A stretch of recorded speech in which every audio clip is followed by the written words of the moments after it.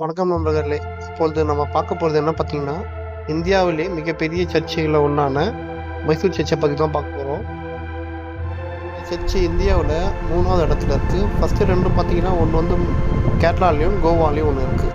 இந்த தேவாலயம் முதலில் 1840 இல் மிஸ்ஸிங் ஜெர்மன் கத்தோலிக்க மிஷனரிகள் மூலம் சிறிய ஆலயமாக கட்டப்பட்டது. 1933 இல் மைசூர் மகாராஜா நல்வாடி கிருஷ்ணராஜா வோடேயார் அவர்கள் பெரிய தேவாலயமாக கட்டும் திட்டத்தை முன்மொழிந்தார். கட்டிடக்கலைஞர் ரெனே ஃபியூஜ் அவர்களின் வடிவமைப்பில் 1936 இல் தேவாலயம் முடிக்கப்பட்டது.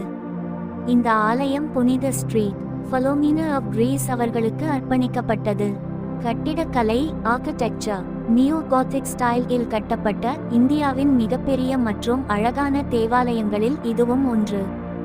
ஆலயத்தின் ட்வின் ஸ்பயர்ஸ் இரட்டை கோபுரங்கள் 175 அடி உயரம் கொண்டவை. கட்டிடத்தின் வடிவமைப்பு ஜெர்மனியின் கலோன் கேத்தட்ரல் மற்றும் பிரான்சின் நோட்ர தாம் தேவாலயங்களை பின்பற்றியது.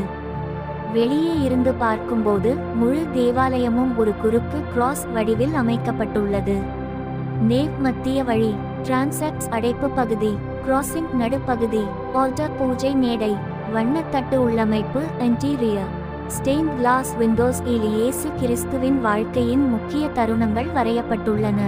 பிறப்பு, கடைசி இரவு உணவு, லாஸ்ட் சப்பர், சிலுவையில் அறையப்பட்ட காட்சி, உயிர்த்தெழுதல், ரெசரெக்ஷன், மத்திய ஆல்டர் இல் ஸ்ட்ரீட் ஃபலோமினா அவர்களின் சிலை வைக்கப்பட்டுள்ளது. அடித்தளத்தில் கிரிப்ட் ஸ்ட்ரீட் ஃபலோமினா ரெலக்ஸ் பாதுகாப்பாக வைக்கப்பட்டுள்ளன. மதம் மற்றும் சுற்றுலா முக்கியத்துவம்.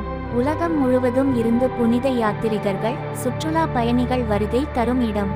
தினமும் மார்னிங் மாஸ், ஈவினிங் மாஸ் நடைபெறுகிறது. குறிப்பாக கிறிஸ்மஸ், குட் ஃப்ரைடே, ஈஸ்டர் காலங்களில் ஆயிரக்கணக்கான மக்கள் கூடுகிறார்கள். மைசூருவில் மைசூர் பேலஸ்க்கு அடுத்த முக்கியமான சுற்றுலா இடம். லொகேஷன் மைசூர் சிட்டியின் மையத்தில் அசோகா ரோட் இல் அமைந்துள்ளது. மைசூர் பேலஸ் இலிருந்து சுமார் 2 கி.மீ தூரத்தில் மட்டுமே. சிறப்பம்சங்கள்: இந்தியாவின் 2வது பெரிய கோத்திக் ஸ்டைல் சர்ச் என்று கருதப்படுகிறது. இந்த சர்ச் அடித்தளத்தில் இந்த தேவாலயம் கட்டுவதற்கு யாரெல்லாம் நிதி உதவி யாரெல்லாம் செய்தார்களோ அவர்களின் பெயர்கள் அங்குள்ள கல்வெட்டில் பொறிக்கப்பட்டுள்ளது. கிட்டத்தட்ட 4500க்கும் மேற்பட்ட அவர்களின் குடும்பத்தாரின் பெயர்கள் அந்த கல்வெட்டில் பொறிக்கப்பட்டுள்ளது. ஒரு நேரத்தில் ஆயிரக்கணக்கானோர் வழிபடக்கூடிய அளவிற்கு விசாலமாக உள்ளது.